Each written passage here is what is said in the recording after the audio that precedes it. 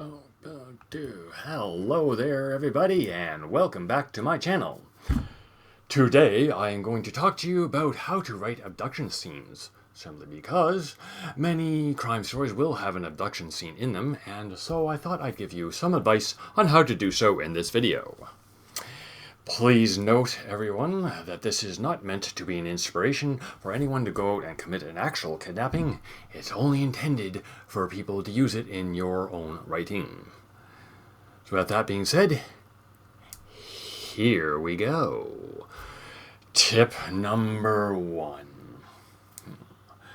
Build suspense and tension. Use foreshadowing, as I explained in a previous video, to drop hints that something might go wrong.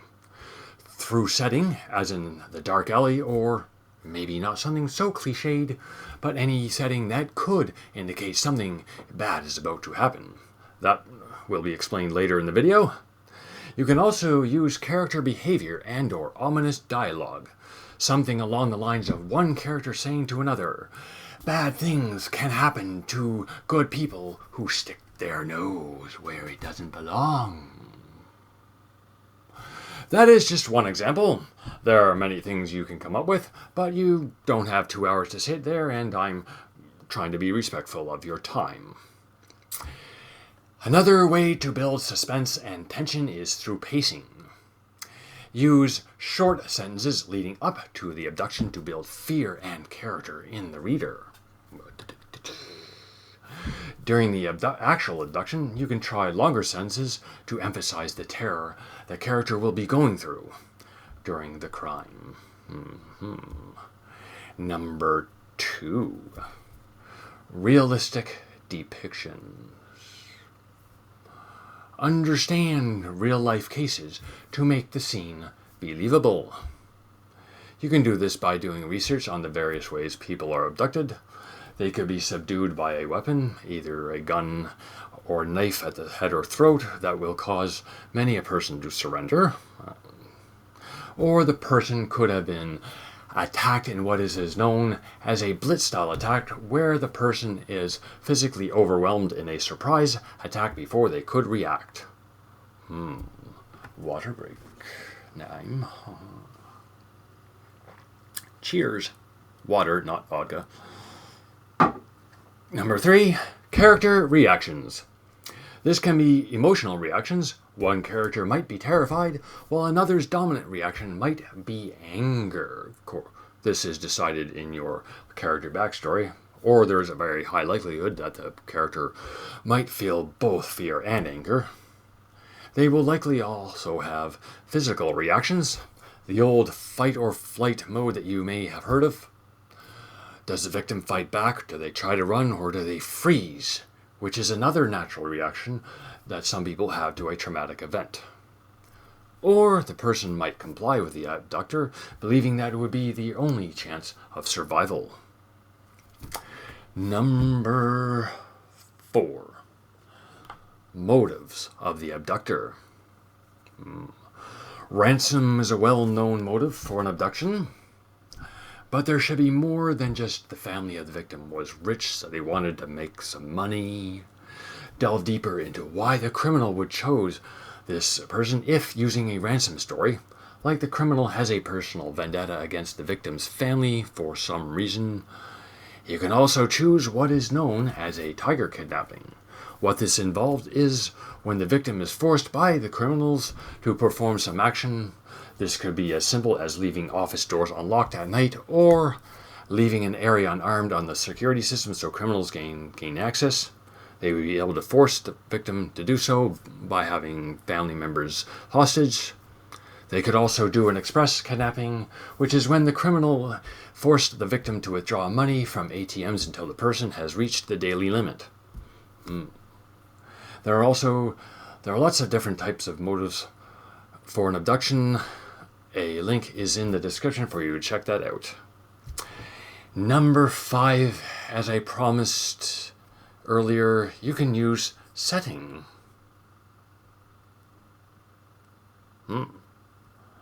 Most likely, your criminal will want to abduct the victim in an isolated area, but please don't do the dark alley. As cliched before, no witnesses or anyone who can come to the immediate aid of the victim.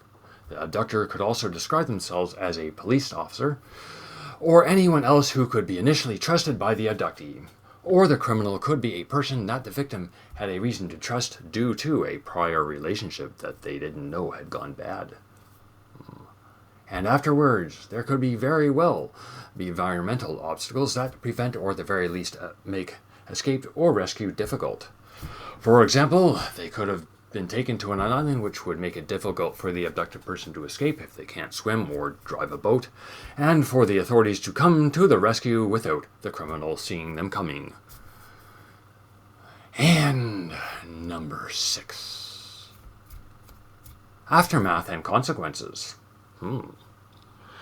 The victim of the crime is going to be suffering traumatic injuries, possibly physical, emotional, and psychological, and it will be important to show that.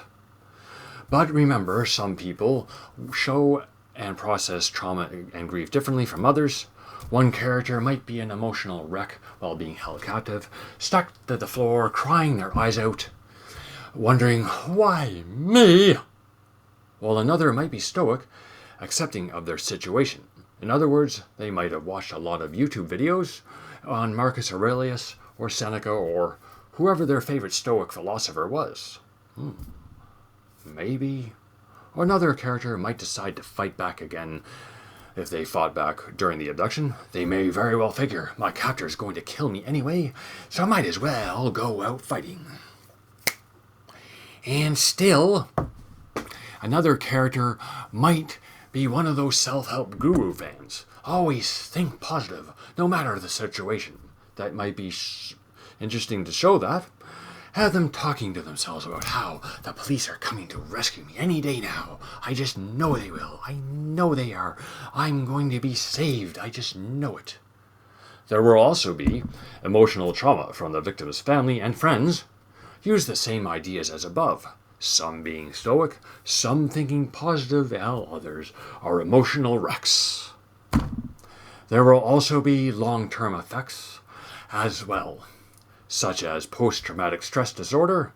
This could be a character who was abducted, escaped from the criminal in the past, and is now reliving their own experience as they try to help the police in rescuing the victim. There are also, number 7, ethical considerations. There are real-world impacts on abductions, so do not trivialize the experience of the victims in the story or glamorize the criminal in any way. You just don't do it. I hope this all helps you with your own writing. Don't forget to smack that like button. Subscribe to my channel.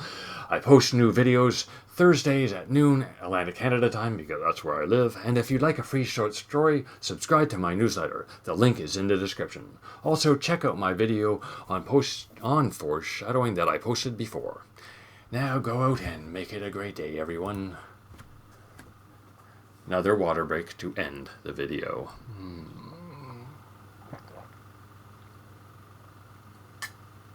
Hope I didn't make you all thirsty.